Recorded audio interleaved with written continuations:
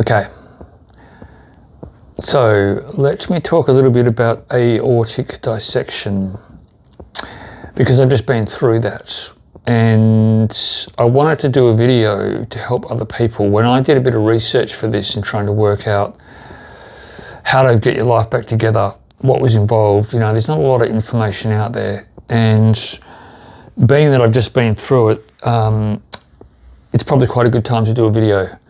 So some of it's still fresh in my mind. As time goes by, I'm going to forget this not so much fun period of my life. So where do I start? Well, what is an aortic dissection? So I've had it personally because I've got a condition called Marfan syndrome, and Marfan's is a connective tissue disorder. So you quite often do see people suffering from aortic dissection who have genetic connective tissue disorders. Marfan's is one of them. Ehlers-Danlos is another one. They're the kind of main ones. But some people that don't have connective tissue still have an aortic dissection. So your aorta is the main blood vessel that comes out of your heart. And it's really got three main layers. And a dissection means that the inner layer, what they call the epithelial layer, the layer that comes into contact with the blood, splits. And you're quite lucky if you survive an aortic dissection, because you can also have another much more severe thing called an aortic rupture, which means your aorta totally bursts, which usually means you're going to be dead in like a minute or less. But if you dissect, what that means is the inner lining has split and you've now got blood flowing into areas of your aorta where it shouldn't be flowing. And you end up with a thing called a false lumen that opens up. So a lumen means the pathway in which the blood flows. A false lumen means a false pathway. So that's not ideal, because suddenly blood's moving to an area of your body where it shouldn't be. So just a quick background into me. I'm not a medical doctor. I'm a Chinese medicine doctor. So I have done a lot of study of natural medicine. I did a 4-year bachelor degree of acupuncture. That's mainly what I do. I did a 3-year degree, a master's in Chinese herbal medicine. And I also have a degree in nutrition, which was another 3-year bachelor degree. So it's fortunate for me that I'm quite medically orientated, and I have the advantage over other people that I know quite a lot about the body and anatomy and physiology, because I've studied it for so many years. I did about 13 years formal study, and now I've been in clinic for 14 years. So it's a fair portion of my life. I'm 47 now. So if I wind the clock back, this is actually my second surgery that I've now had. So when I was 25, I had my first heart operation from Marfan syndrome. And this is called a Bentall procedure, Bentall. So a Bentall procedure, ironic that I'm quite tall and my name is Ben, but it means that your ascending aorta, where it comes out of your heart, and horseshoes, all of that got replaced. And that was done voluntarily. And so that held me in pretty good stead for, 25 years, 20 something years. Up until I had a dissection. So when I had a dissection, this was on the 21st of June. It was the winter equinox. And today is the 12th of August. 12th of August today, 2026. So if you're watching this in the future, just to know the time dates. So I dissected on the 21st of June, and I was actually by myself fishing on a beach, which is kind of not really ideal to be in that situation. It was getting dark and I felt it. I felt like a zipper come down from the inside. I just felt this kind of ripping pain, and I knew something had happened, but I didn't think it was necessarily my heart, because I wasn't getting palpitations or anything else kind of going wrong. But something was not right, because I immediately got sweaty and clammy, and I didn't feel very well. And then the pain receded. So it started up here at sort of my throat, and then it ran all the way down to my stomach. And then most of the pain was actually in my stomach. It wasn't up, in the mid-thoracic area. It certainly wasn't near the heart. It had vanished. So I think different people have different dissections in different ways. But for me, that's how it manifested. So I didn't really know what had happened. I just knew something was not right and I was in a bit of trouble. I was on the beach by myself. Luckily, I wasn't too far from where I live. I did have to pack all my things up and walk back to the car and then drive home. And I managed to do that. I just stayed very calm. I was very slow.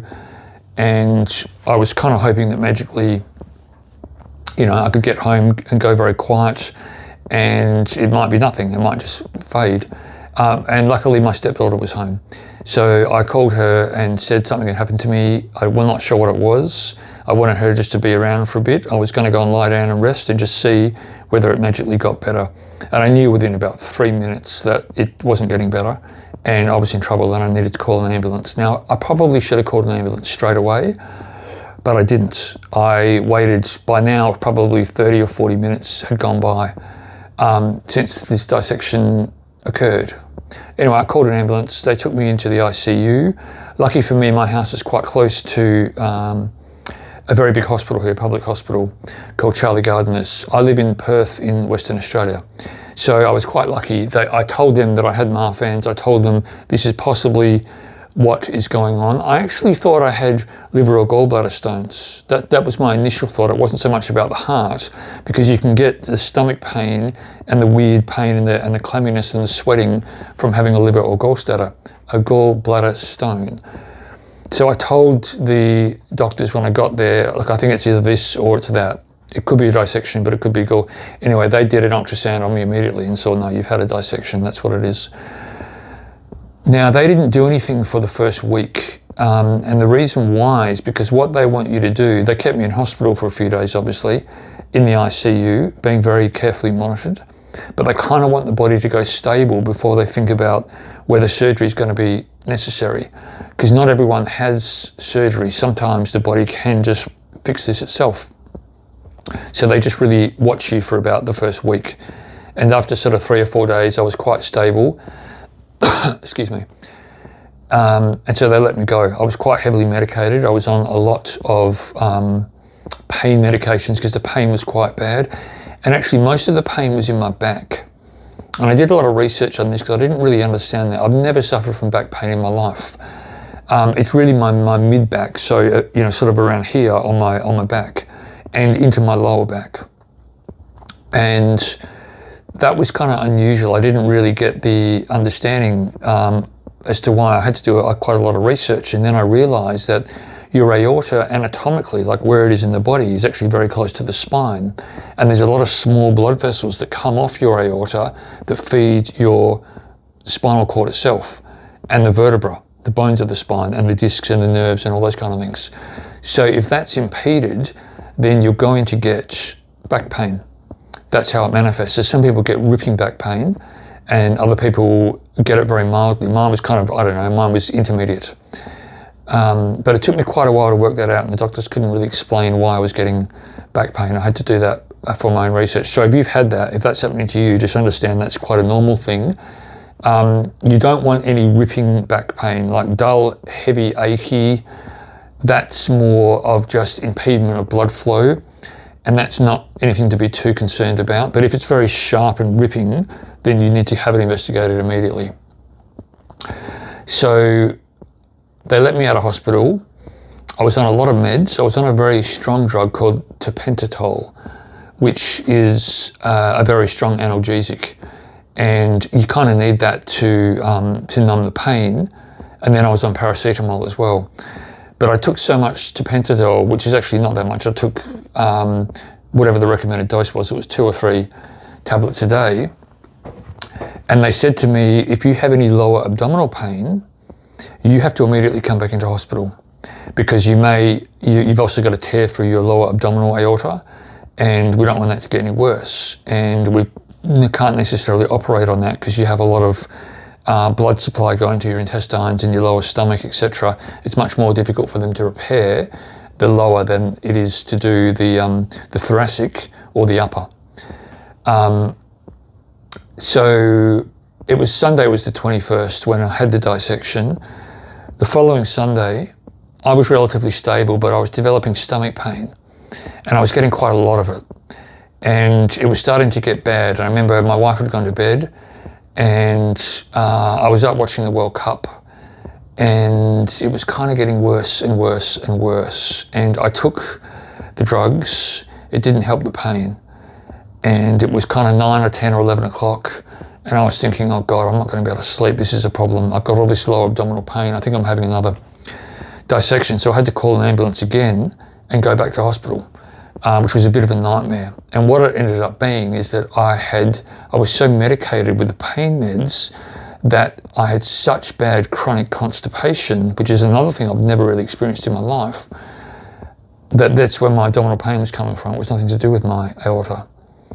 So just kind of be aware of that. It's a bit difficult if you're going to be on strong pain meds and your bowels stop working.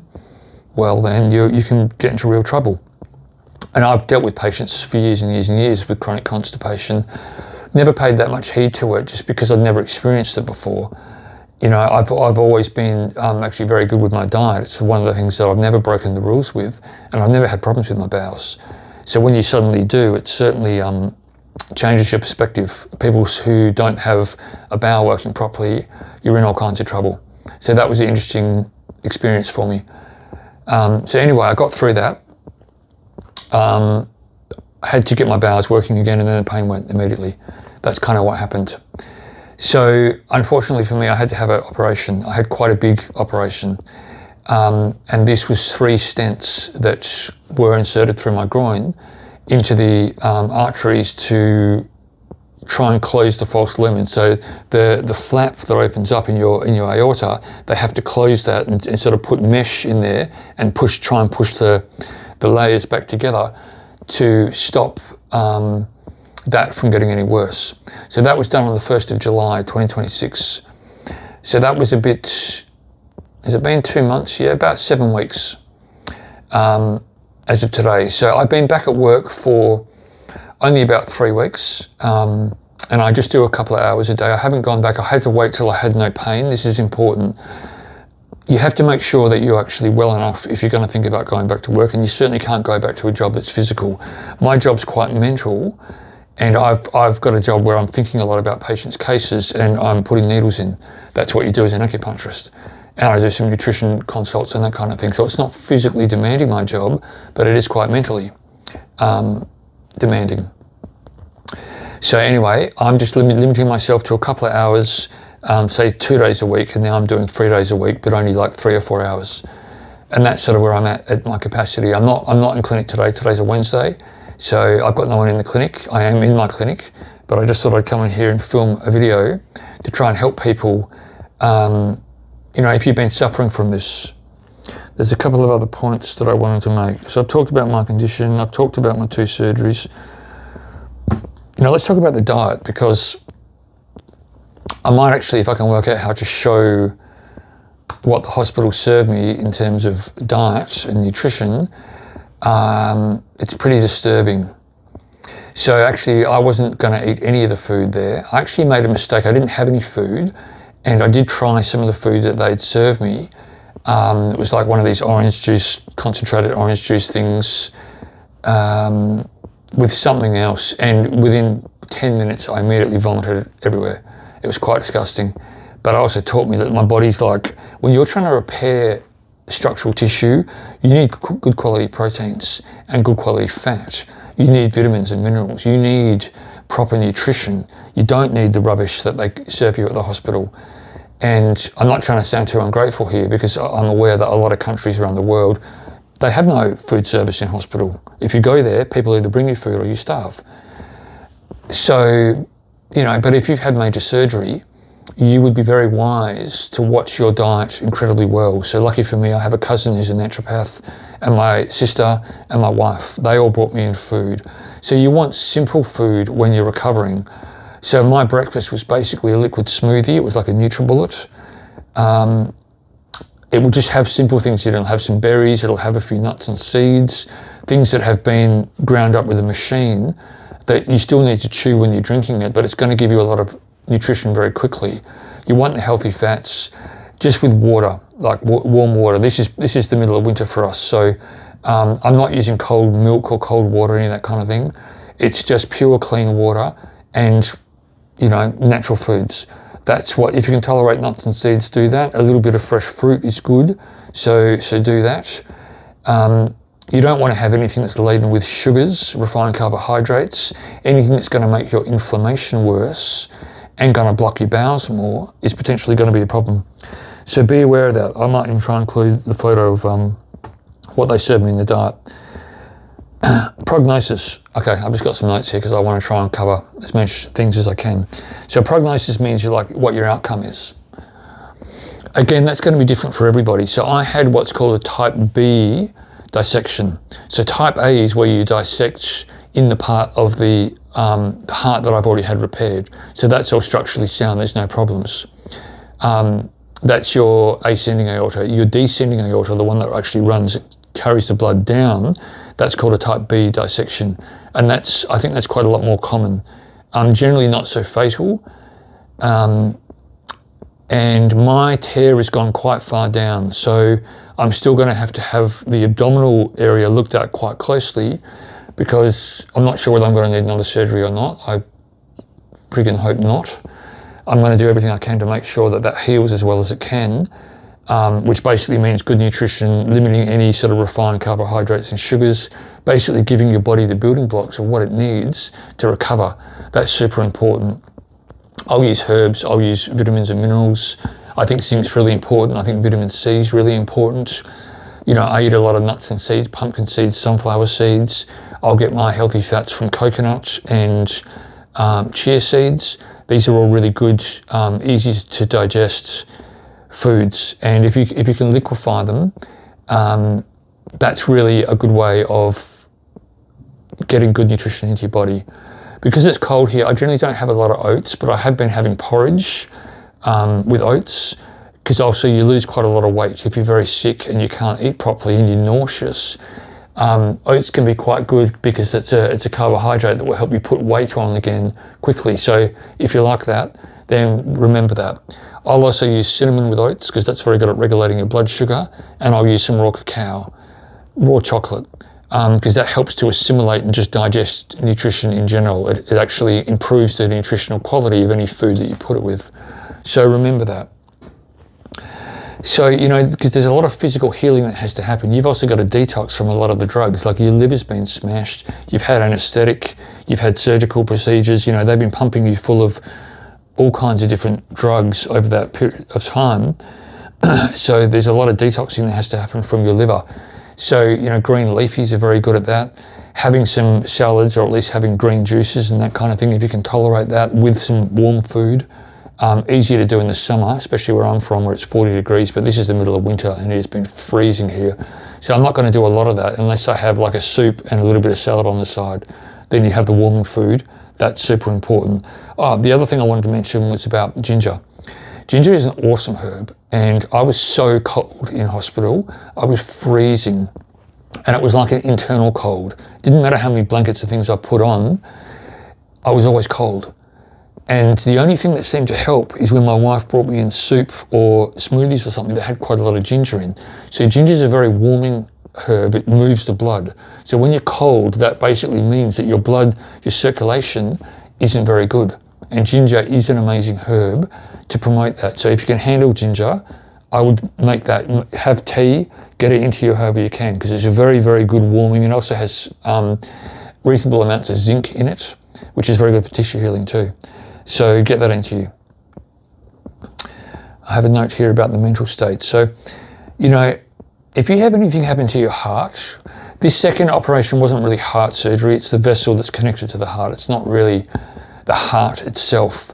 But a lot of people do suffer from depression or anxiety or whatever. And in Chinese medicine, you know, joy is the emotion that's connected to the heart. So if you're messing around with the vessels or anything connected to the heart, it's quite common to be very depressed afterwards. You've got to get out into the sunlight. You've got to get out into nature. You've got to get out of that white wall environment as quickly as you can. That will really help you. Honestly believe that. Like, you know, the power of sunshine and fresh air is quite amazing. So even though it's the middle of winter, when the sun comes out here, it's actually quite warm. So I will take most of my clothes off, at least get sun on my body, on my chest, on my arms, on my back, on my face. That's important because it does help rejuvenate you and heal your body. Sunlight's an amazing thing. So I would strongly utilize that. And if you've got other times of therapy that help, that's important. Some people just want to go to the beach and look at the ocean. That can be good. If you can deal with a massage, go for that. Do whatever it is that's going to actually help you feel well. I think that's super, super important because you have to treat the mind as well as the physical body. This is very, very important. So the prognosis for me, I don't really know. This is probably a little bit early. I'm optimistic though. So I went for my 8-week checkup and the doctor said to me, one of the senior doctors, look, you know, you can get back into life now. You can do mild exercise. You can go back to work. You can do all these kind of things. Like, don't wrap yourself in cotton wool and think, poor me, why me? You're lucky enough to survive an aortic dissection. At some point, you have to get back into life. So don't fear that. It can be scary at the start, like totally. I totally get that. And look, I've been through 2 of these big operations now. The first one was much bigger than the second one, but the second one was, you know, it was still a big surgery. And it takes a bit of time to recover. So 3 months is probably how long you need before you really start to feel normal again. I think it can take 6 months to 12 months, especially for things like the back pain to go and be resolved. So when I'm standing around and doing too much and walking too much, I start to develop back pain. And again, for me, that's very unusual. And I kept having to research why. And partly it's because there's a lot of blood that is pooling in that false lumen where it shouldn't be. There's going to be scar tissue. There's going to be quite a lot of trauma. It's going to take quite a lot of time to heal. So don't push yourself too much. You know, if you've had an aortic dissection, that's a very major organ that you've damaged and it's going to take some time. So don't push yourself too hard. And if you need to rest, you rest. Like today's a rest day for me. So I did 3 or 4 hours yesterday.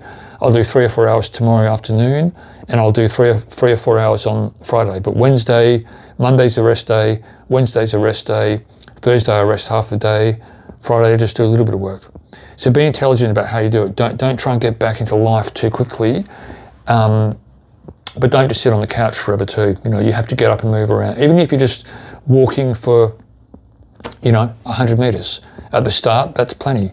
Get your body moving. You will feel much better. Even in the beginning, it's difficult, but it's important.